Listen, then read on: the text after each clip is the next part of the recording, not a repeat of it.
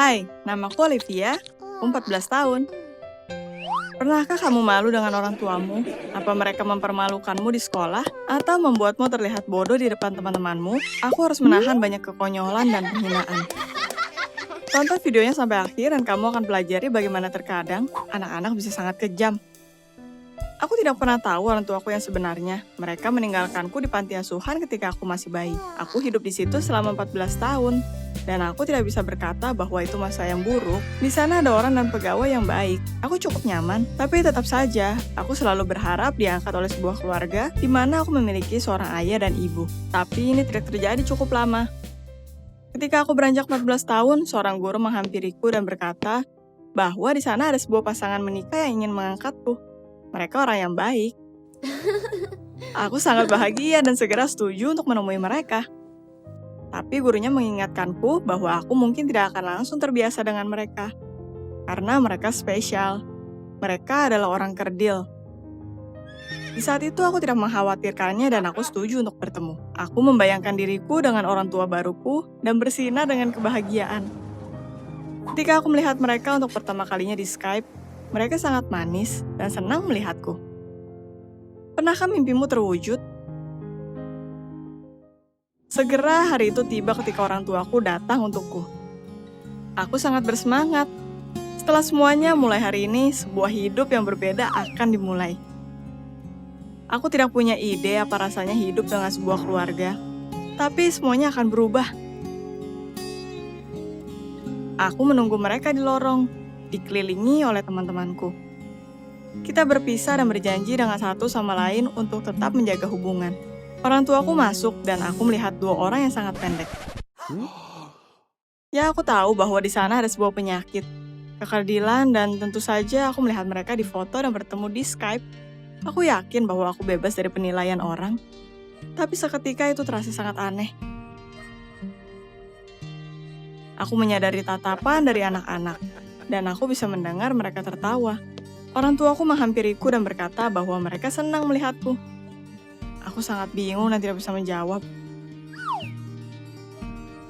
Ketika kita pergi keluar, aku berbalik dan melihat salah satu dari anak-anak tidak bisa menahan tawa, dan guru mendiamkannya.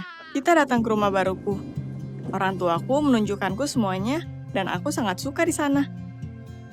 Itu adalah sebuah rumah yang sangat nyaman dan hangat, dengan sebuah dekorasi cantik dan simpel, dan sebuah atmosfer menyenangkan. Aku memiliki kamarku sendiri, dan di sana ada sebuah halaman besar di sekeliling rumah, dan di sana bahkan ada seekor anjing kecil. Orang tuaku sangat baik denganku, tapi aku tidak bisa melihat mereka tanpa memperhatikan keanehan mereka. Aku takut mereka merasakannya. Semua pikiran ini membuat hatiku sangat berat, dan ketika kita memiliki makan malam, aku tidak bisa memakan sebuah potongan kecil. Orang tuaku berusaha berbicara denganku, tapi aku menjawab dengan satu suku kata, dan segera aku beranjak dari meja dan pergi tidur.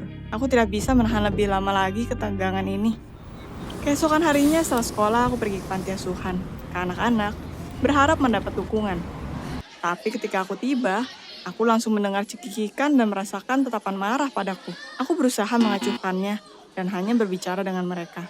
Tapi mereka tidak berbicara. Malahan mereka mulai mengejekku dan orang tuaku, berkata bahwa mereka malu untuk berkomunikasi denganku. Aku sangat terkejut dan sedih. Apa ini orang-orang yang berteman denganku selama bertahun-tahun? Aku menangis karena penolakan dan berkata pada mereka bahwa aku pikir kita berteman. Tapi mereka meminta aku untuk pergi. Aku ditolak, dan lalu salah satu dari mereka menghampiriku dan mendorongku di bahu. Yang lain bergabung dan mereka mulai mendorongku dan tertawa. Dan lalu aku lari dari mereka. Aku mulai menyumpahi diriku karena setuju pergi dengan orang tua ini. Walaupun kenyataannya aku menyukai mereka, bahkan di pertemuan pertama kami. Aku benar-benar tidak ingin pulang. Aku langsung ke kamarku. Orang tuaku berusaha berbicara denganku, tapi aku meminta mereka untuk meninggalkanku sendiri. Aku hanya berbaring di sana dan berusaha menghadapi apa yang terjadi hari ini. Aku menyadari bahwa situasi ini tidak cocok denganku. Aku tidak siap untuk kehilangan teman karena orang asing. Bahkan jika mereka secara teknis orang tuaku. Aku memutuskan untuk kembali ke sana. Pelarianku diragukan berhasil, jadi aku punya rencana lain. aku mulai meyakinkan supaya orang tuaku yang mengembalikan sendiri diriku ke sana. Aku mulai bolos sekolah, dan ketika aku masuk, aku gagal dan kasar pada guru-guru. Segera orang tuaku menerima keluhan dari sekolah tentang perilakuku. Tapi mereka sangat sabar. Bahkan ketika aku membuat kekacauan di rumah atau merusak sesuatu, seolah itu kecelakaan. Orang tuaku mengerti dan dengan tenang memintaku berhati-hati. Tidak peduli sekeras apa aku mencoba, aku tidak bisa membuat mereka marah. Di satu titik, aku bisa mendengar mereka berdiskusi bahwa aku butuh untuk menyesuaikan diri di rumah baruku. Itu ketika aku menyadari rencanaku tidak akan berhasil. Mereka terlalu baik padaku. Itu seharusnya menyenangkan, tapi itu membuatku lebih marah. Dan anak-anak dari panti asuhan yang pergi ke sekolah denganku sudah menyebarkan rumor tentang keluargaku.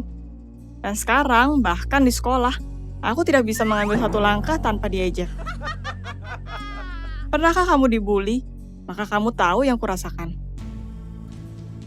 Lalu aku memiliki sebuah rencana baru. Sekarang, tentu saja, aku malu akan apa yang kulakukan. Aku ingat bahwa aku melihat sebuah program spesial di TV tentang bagaimana pegawai mengambil anak-anak dari keluarga yang tidak diinginkan. Aku memutuskan untuk melakukan hal yang sama. Tanpa nama, aku menghubungi nomor bantuan dan berkata pada mereka bahwa aku melihat orang tuaku memukuli dan mempermalukan seorang anak dekat sebuah supermarket yang ada di dekat rumahku. Aku spesial berbicara dengan suara tangis. Jadi mereka akan mempercayaiku. Mereka meminta alamatnya dan berjanji akan datang dan menyelidikinya. Aku tidak berpikir yang kulakukan adalah hal yang tepat, tapi aku menantikan saat untuk kembali ke panti asuhan segera dan tidak dipermalukan. Pegawai dari layanan perlindungan anak tiba keesokan harinya. Orang tuaku sangat terkejut melihat mereka. Pegawainya berkata pada mereka bahwa mereka menerima keluhan tentang penyiksaan anak. Orang tuaku hanya mengangkat tangan dan bersumpah tidak ada yang terjadi. Untuk beberapa saat, pegawainya melihat sekeliling rumah, bertanya pada orang tuaku tentang hidup mereka, dan menulis sesuatu di buku catatan mereka. Aku mulai khawatir bahwa mereka mungkin melihat kebohonganku. Apa yang akan kudapatkan untuk itu? Lalu mereka menghampiriku. Mereka membawaku ke ruangan lain dan bertanya apa aku mau hubungi mereka di telepon. Aku sangat khawatir. Aku melupakan semua yang aku katakan saat itu, dan berbicara tidak masuk akal. Dan mereka mendengarkan dengan seksama dan menulisnya. Lalu, tanpa sebuah kata, mereka pergi ke ruang tamu di mana orang tuaku berdiri di sana. Aku melihat ibuku menangis dan aku merasa tidak nyaman. Pegawainya melaporkan bahwa mereka harus melakukan investigasi detail dan membuka kasusnya. Jika mereka menyadari bahwa aku ada dalam bahaya, aku mungkin dipindahkan dari keluarga itu. Aku tidak mengharapkannya. Aku pikir aku hanya akan diambil, dan aku tidak ingin menghancurkan hidup orang tua asuhku. Pegawainya menyuruhku untuk berkemas, tapi aku hanya membeku. Di satu sisi rencanaku berhasil, tapi di sisi lain, apa itu setimpal? Melihat keraguanku, pegawainya berkata bahwa jika aku memiliki sesuatu untuk dikatakan, lakukan itu sekarang. Aku melihat orang tuaku dan menyadari aku tidak bisa melakukan ini. Aku menangis karena malu dan mengaku bahwa aku berbohong. Aku memohon untuk tidak menghukumku karena melaporkan keluhan bohong, dan pegawainya tersenyum dan berkata bahwa pengecekan lebih akan diperlukan. Orang tuaku pergi keluar untuk mengantar tamu tak diundang itu. Aku mengikuti mereka. Mereka melihatku dengan kebingungan dan penolakan. Ayahku memintaku menjelaskan apa yang terjadi.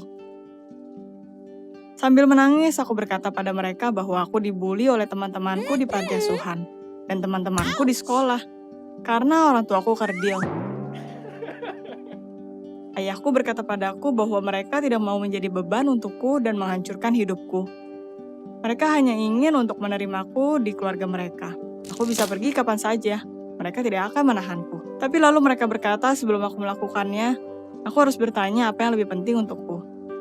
Kesempatan untuk menemukan sebuah keluarga yang mencintaiku, atau teman-teman yang mentertawakanku karena kesempatan pertama itu.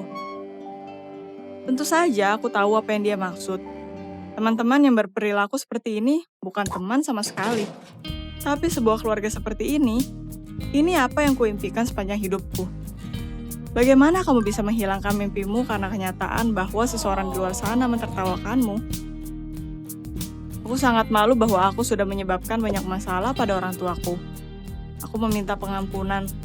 Dan aku berharap mereka tidak menyimpan dendam, dan aku bisa memperbaiki impresi akan diriku. Itu tidaklah lama sampai aku merasa menjadi bagian dari keluarga mereka, dan sekarang aku sangat bahagia bahwa aku masih tinggal di sana. Jika kamu menyukai ceritanya, maka like dan subscribe ke channel kami. Biarkan kamu memiliki teman sejati, bukan mereka yang berpaling darimu di saat kapanpun.